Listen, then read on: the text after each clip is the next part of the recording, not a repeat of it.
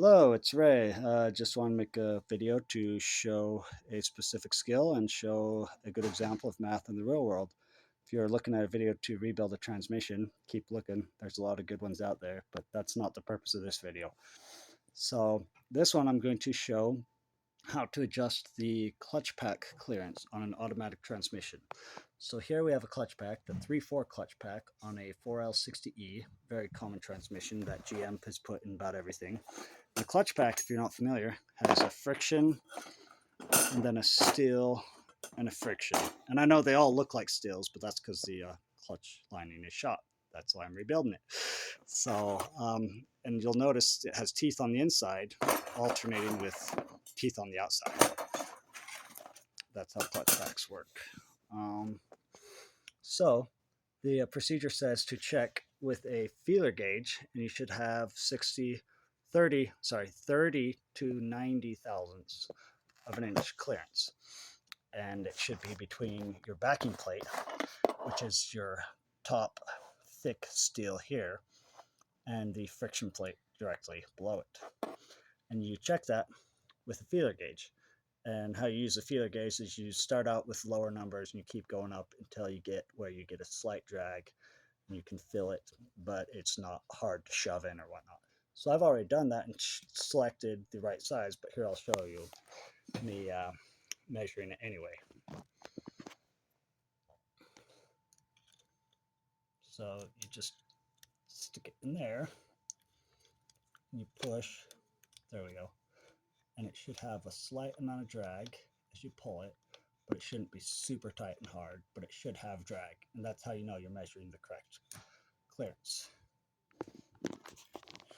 So with these, I ended up having a 15 and an 18 thousandths. So together that gives us 33 thousandths of an inch of clearance, which is too tight.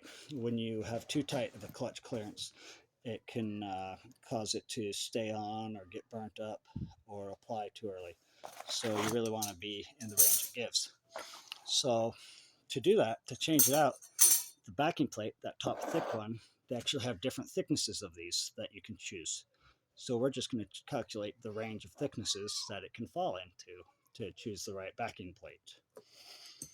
Also, if the clearance is too large, then you will have a clunk, hard shifts, and it can damage parts pretty easily.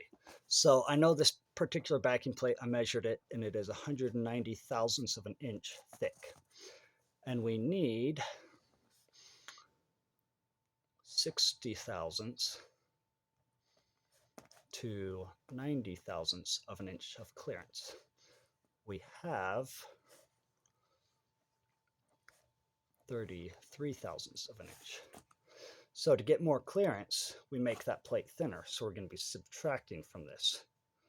How much do we need though? For minimum, we need the difference from 60 to 33.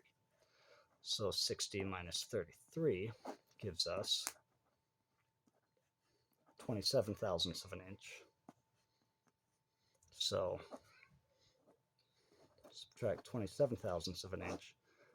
That will give us 163.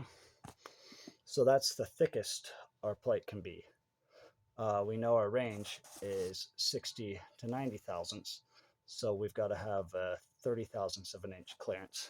Oh, I'm sorry, there should be a decimal in front here. So 163 thousandths of an inch. So that's the thickest our plate can be. So 30 thousandths less gives us that range. So subtract 30 thousandths of an inch. You'll have 331. So 133 thousandths of an inch. So the new backing plate that I order should be between 133 thousandths of an inch thick to 163 thousandths of an inch thick. And you can only get those at a dealership or a transmission specific parts rebuilding store like Idaho Transmission Warehouse, etc. So have fun and stay in school. Thanks. Bye.